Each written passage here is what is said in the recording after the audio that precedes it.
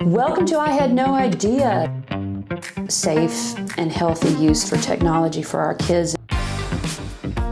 There's one kid that benefits from this, if there's one family that benefits from something that we talk about, then the whole thing's worth it. Welcome to I Had No Idea, Cyber Empowerment Podcast. I'm Jeni Janek and I'm your host, and today we're going to be talking a little bit more about digital citizenship. We had some elements in a previous podcast, but we're going to extend that now and go over some really important things to consider, especially when we are working with our kids as they are on their devices, they are gaming, they are using social media, and now they're using AI. So today we have the first and foremost is talking about what digital citizenship actually is. We've heard that term hopefully by now. If you haven't, it's just being a good person online. We try to encourage good citizenship in real life, but that needs to extend to our use of technology because it's really, really easy on technology to write or post or take a picture or take a video of something that we don't see and understand the true impact of. Things that we might say to someone face to face is a lot harder than just putting something out into the universe and not having any accountability for it. And that means that us putting that out there is one thing, but it can also come right back at us too. So we want to have strong and good positive interactions with our kids and good relationships with our kids as we teach about digital citizenship. It feels a little bit abstract, but it is really more about those rights and responsibilities of who we need to be and how we're represented. A lot of times when I'm talking to young people, I will tell them, and I said this term in another podcast, about how our presentation is like a billboard, or maybe the things that we put out, if it's a video, if it's a post, if it's a picture. Imagine that you're doing that in a jumbotron in a huge stadium full of people. And while we can't see everybody that's in that stadium, that's kind of what it's like when we put something out on the internet, because hundreds, maybe thousands of people can see that. And it can have an impact on our lives, on our future. It can impact college admissions for some students. It can impact employment. A lot of employers are doing social media background checks now. So if we don't have a representation of what we put out there to be who we really are, what we try to strive to be, then there's going to be a perspective that someone takes of us, and it may not be accurate, and really may not be fair. So we want to try to start with a foundation in digital citizenship, and we'll talk in a moment about things that range from data privacy and misinformation to digital wellness and really the ethics of using social media and AI. So we know that the internet is not just a tool anymore. It is a place for work. It's a place for education. It is a place for engaging in our economy, for buying goods, for civic engagement, socializing. So it's not just a good idea to have a healthy and positive and strong digital citizenship presentation, but it has a lot more to do with our well-being. It has to do with the health of digital communities. So let's break that down a little bit and talk about these areas. The first two are really kind of critical. They are digital literacy and critical thinking. So in an age of information and so much that can come at us, there's deep fakes, there's algorithm-driven content. When we try to have the ability to discern the truth from fiction, it is probably one of the most important things we can do. That's where we get the hashtag cyber empowerment. Empowerment means I'm taking the responsibility for my actions and outcomes. I'm going to make good decisions the best I can. It doesn't mean it's going to be perfect. It doesn't mean that we're not going to be duped every now and then. The scammers, the hackers, the folks out there that are doing dark things, they unfortunately are incredibly talented. I wish they would come to light and work with the good guys. But it means that it's going to be more of a challenge for us to know what should we click on, what should we download, what's a good idea to post, what's a good idea to video. So there's a couple things we can do to help with that. The first thing is fact checking. I always say that if you have something that comes to you that either looks too good to be true, you won $1 billion from something you didn't even sign up for, or you got a threat that someone is going to sue you, or has an email from nowhere that you didn't ask for that says there's something wrong with your bank account, never click on and never trust immediately, anyway, that very first text, or email to you. Go outside into another browser, go outside into another place, go to Google or Gemini or somewhere that you know might give you helpful information, and put out there, hey, is this company real? Is this, a legitimate way that the IRS does interact with me or try to find me if I have a problem with something? Be willing to ask the questions. And if things don't add up, or you talk to a trusted friend or trusted source and they're going, no, man, that's a scam that's going around, or I believed what I saw online, this is 100% true and 100% happening, it might not be. So fact checking is really huge, and there could be a lot of bias in messages and in videos and posts that come to you. So it's okay to question that. The next is trying to recognize that misinformation or disinformation that can be literally what we call clickbait. It is trying to engage you emotionally. The sad part is about social media, about technology, is that one of the things learned by certain platforms is that they do what's called rage baiting, that there's more engagement from people when they get upset about something than everybody getting together and liking that video of the cute puppy that was walking around with the Superman cape on it or something. We'd love to think the positive draws more attention, but that's not always reality. So when you see something that looks absolutely crazy and outlandish, it could very well be that rage bait or that clickbait to try to get people to engage. They don't care if it's for a good reason or not.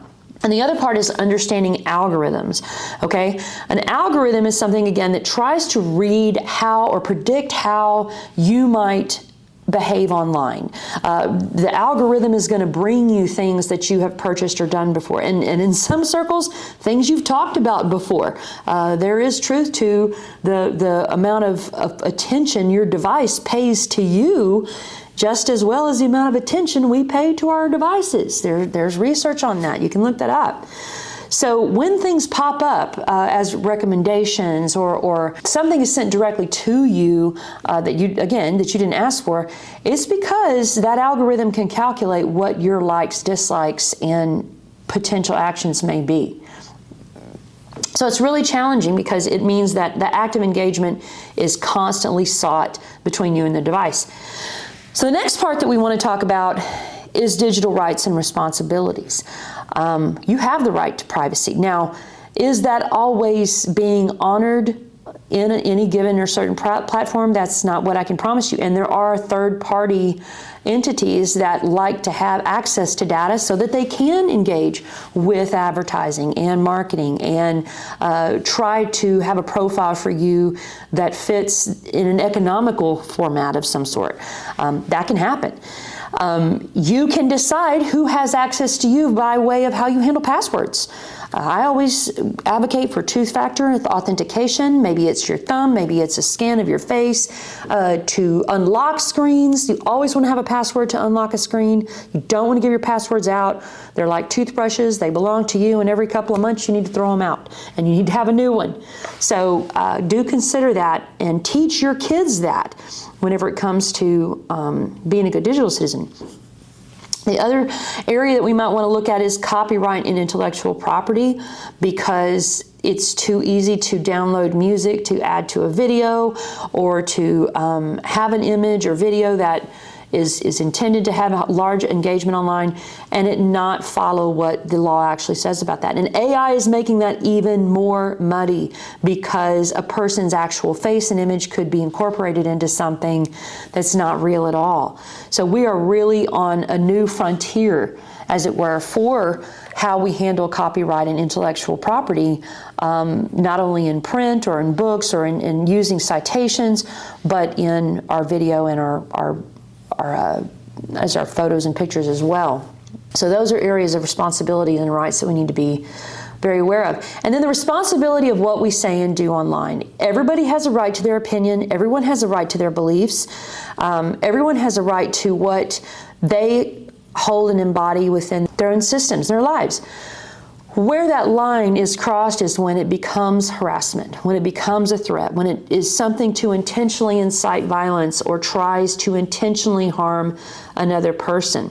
There can be real world consequences for that, up into someone ending their life. I mean, that's a horrible situation, and we're seeing, unfortunately, we'll talk more in the cyberbullying podcast about sextortion, about young people who are manipulated psychologically to a degree where they are engaging in physical harm, and how the threats of harming their family from a predator might happen.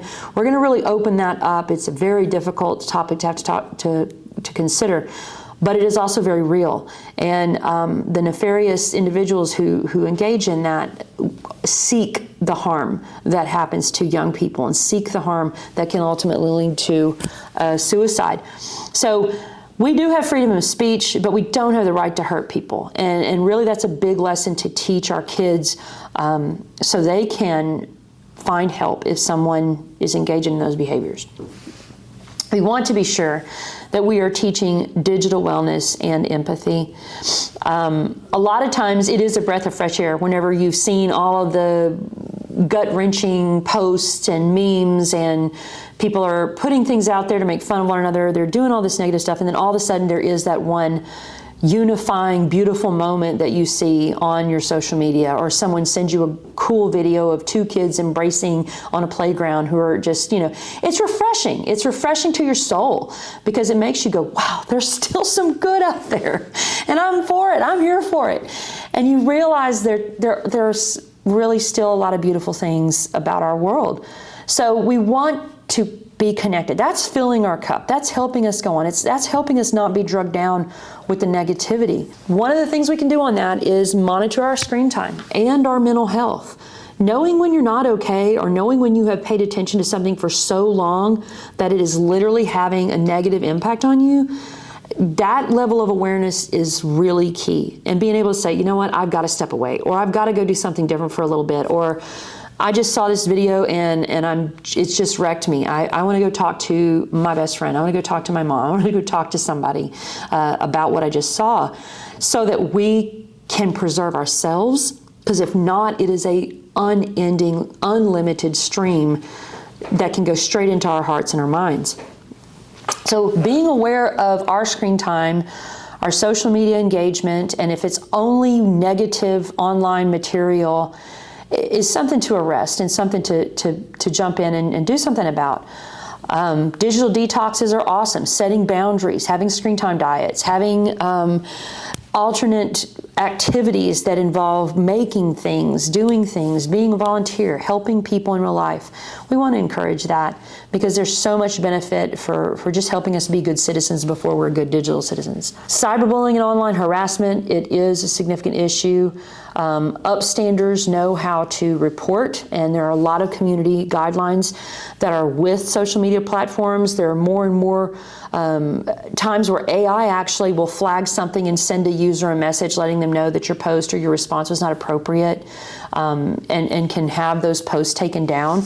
The same thing can happen for intimate visual material, for nudes, for pictures that are up, or someone's posted something and it's gone everywhere. On our I Had No Idea website, we actually have a portal about sexting, and there are two really great platforms from NetSmarts that are there that I had to take it down and stop NCII, stop non-consensual intimate image. If you have or know somebody, again, we're going to talk way more about this in the cyberbullying podcast, but I'll go ahead and tell you, if you have an individual who's been a victim of a form of cyberbullying, which is passing around those inappropriate images, they don't just have to float around forever. There's ways to get help with that.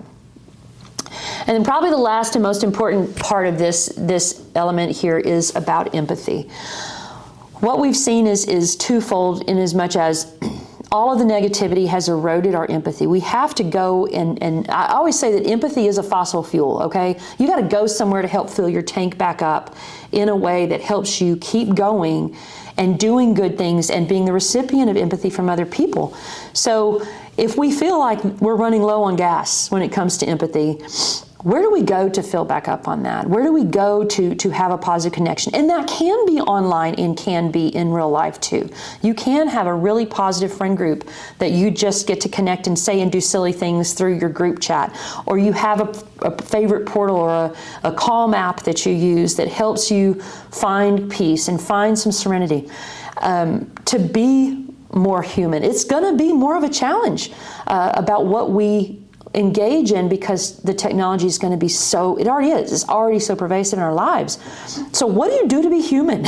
What do you do to have that interaction that fills you back up? That's something I want to challenge you for, to remain empathetic in real life and online. Here are a few tips that might help us with being a better digital citizen as we start to kind of wrap up what we're talking about today. The first thing is, because of the rage bait and the desire to engage people for very heated emotional responses, pause before you post. Pause before you post, folks, because while you can take things down, when they go out and they're shot from the hip and people are seeing it, and it can be taken in so many different ways, especially if you don't intend it to hit everybody and everybody reading it in your friend group's like, was that about me? You want to pause. And here are things to ask yourself. Number one, is what I'm about to post or what I'm posting, is it true? Is it kind? Is it necessary? Is it informational? And there is, from Common Sense Media, that's one of the platforms I like to use. You might want to check that out, Common Sense Media. They have that THINK acronym for, is it true? Is it harmful? Is it informative? Is it necessary? And is it kind? Which is actually think. So think before you post. That's a great way to minimize the backlash, especially if you make that decision in a heated moment. Don't think it through. Become a privacy pro. Regularly review your privacy settings. Regularly change your passwords.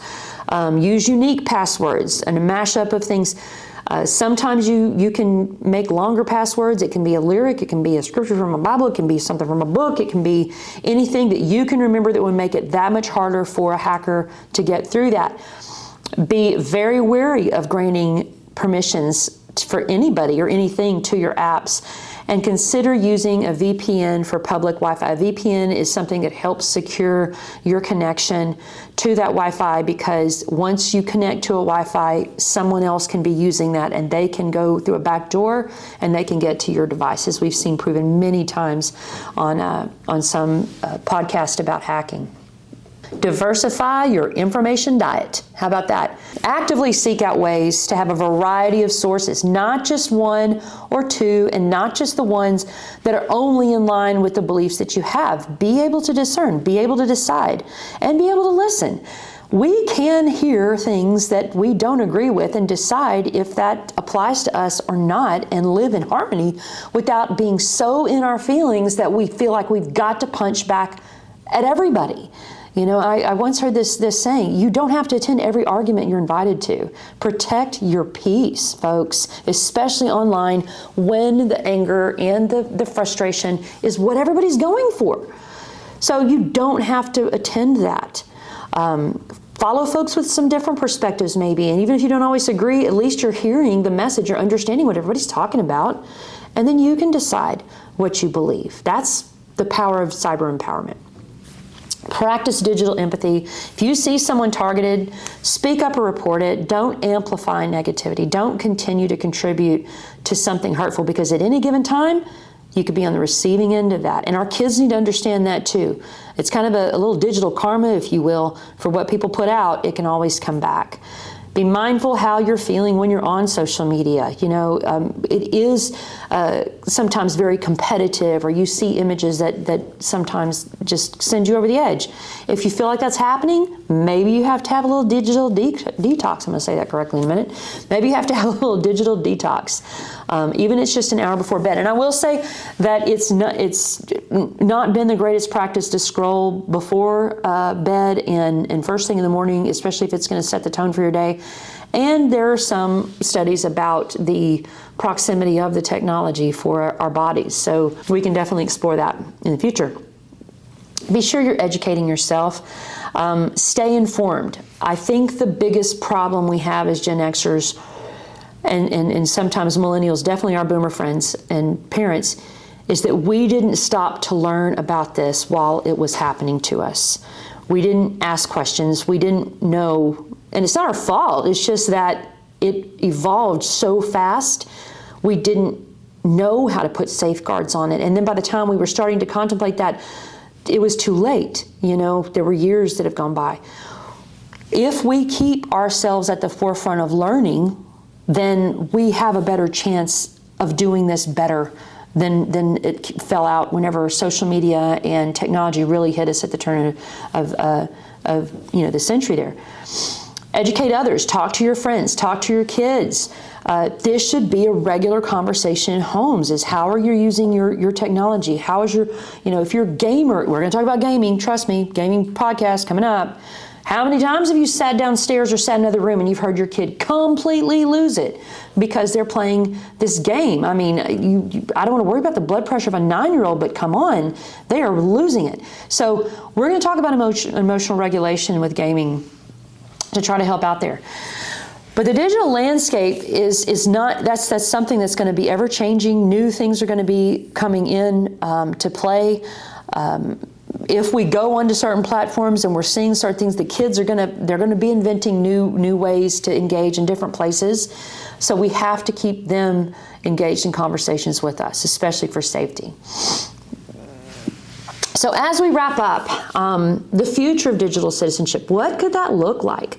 There are worries, of course, about cyber threats, about sophisticated means of artificial intelligence, even though, and I always want to be objective about this, there's going to be good and bad. There's going to be good and bad about everything. People ask me about apps all the time. Is WhatsApp bad? Is Snapchat bad? Is TikTok bad? And I say to them, it's only as bad as the people using it. There are some that have high volumes of concern. Roblox has a high volume of concern, and it has been known to be an app that has drawn a high volume of predators. Discord may have the same.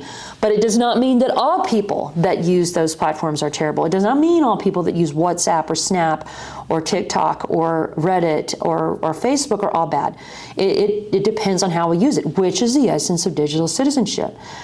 So there may be more complex applications. There may be some more rhetoric. There may be some more things that are kind of hidden, especially if we see someone act out in a way that is very cryptic. Most recently, there was a terrible event, a terrible assassination that happened, and there were words scrawled on the actual bullet that the assassin used. And what was interesting to me when I looked on social media was that there was a handful of people that knew exactly what that meant. I didn't know what a groyper was. I didn't know who Nick Fuentes was. I didn't know any of these things, and they all had some meaning. Well, the gamers all knew what that was, okay? And it was its own language. And if that's happening, that means that there are growing pockets of specificity with language, with memes, with posts, with videos and pictures that we don't have any idea about. Sometimes that can be for a good purpose, for people who just want to get together and do some fun and silly things. Other times it can have a very negative and threatening content. So we have to keep learning. We have to keep being interested in this topic because it's going to impact our lives. We want to have a trustworthy space for everyone. We want to know that there are still good people, that there's good intentions of our digital world because it's definitely growing. So thank you for joining me today for talking about digital citizenship on I Had No Idea, Cyber Empowerment. You can come see our website. We have lots of great content, www.ihadnoideace.com. That's for I Had No Idea, cyberempowerment.com. And you can follow us on our social media, which is on Instagram and Facebook.